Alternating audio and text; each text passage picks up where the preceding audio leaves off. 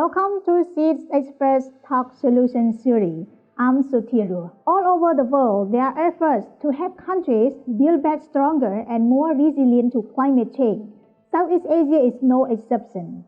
The biggest challenge, though, is to fulfill the region's financial needs of more than $200 billion per year in adaptation and mitigation investments. The good news is there is investor appetite for green investment.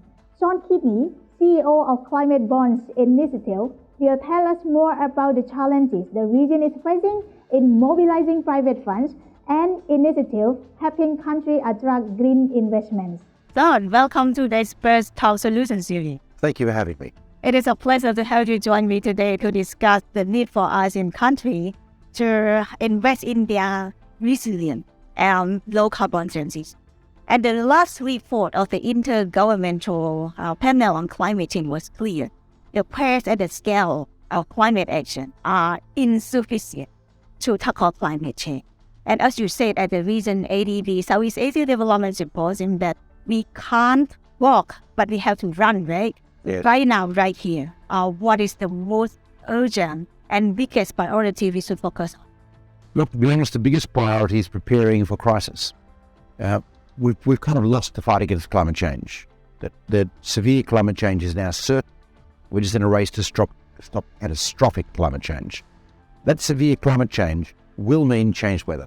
It will mean higher sea level rise quite quickly. Floods, storms, typhoons in the Philippines are expected to be twice as intense as they currently are. We need to get ready. We need to make sure our homes are prepared for this. We make sure that we get people away from the coast and cities where we can expect floods, or at least build up flood barriers, etc. We need to have better stormwater drains in Jakarta so the water actually drains out, because we're going to get dumps of rain and then periods of drought in between. All these things are starting. The real issue is agriculture is going to change. What we can grow in different places will be different, because we're going to get series of severe heat. That means that where people work and what they work on will change. We're going to get a lot of moving to the city. We expect to see cities in ASEAN comprise 80% of the population by 2050, from less than 50% now. That's an extraordinary change. We have to prepare our cities. Now, how do we make sure they're going to be places where people can get work, can support a family, can live in some kind of reasonable way, and ensure the productivity and wealth generation of the country? These are planning issues. We have to plan. So we talk about transition to resilience, not just transition to low carbon. So, among other priorities that you mentioned, I would really like to especially touch on rising finance to net zero. Here is in the financial sector needs to mobilize faster to finance sustainability efforts. So what is the most effective way to raise awareness and connect investors? The problem is not investors. Investors want to invest in green, as it is. The problem is the deal flow pipeline. There's a lack of understanding on the part of those corporations and governments I mentioned about what are the right investments that investors now want. In the area we work in bonds, in green bonds and climate bonds, we could place $10 trillion tomorrow if we had them. We simply don't have the deals coming forward that qualify. So people aren't doing the right projects on the ground or packaging them up properly. So there's an education process that's part of all of this, obviously, which is why we're speaking at the ADB conference about what companies and cities and governments need to do. But really, it's also the development of the project pipeline. So we have, in some countries, the development of mass transit rail, the Jakarta metro system. Well, there's only 3 Jakarta metro lines at the moment. There need to be 63. The size of Jakarta, it needs mass transit, and it would make the traffic easier while we're at it. But that's green, that's low carbon, that's fundable. All of those sort of projects brought to market will get placed. Now, don't get me wrong, it's not quite so simple, because there's still a credit issue involved. A lot of the people doing these projects aren't fully creditworthy yet. They're not known to the markets, they're new. Investors are a bit shy of new people. They don't like to take big risks. So we need people like the Asian Development Bank to stand beside them, hold their hand, provide some credit support. Okay, so I want to bring back a bit to the bond market, because when people are talking about financing net zero, transition to net zero, then they are talking about how to fill the financial gap. And then people also talk about climate bond, the role it can play in scaling up finance transition in ASEAN. Yep. But we all know that the sustainable climate bond or sustainable debt market in ASEAN early stage. So how do we ensure that we have the supportive ecosystem for sustainable bond and other instruments?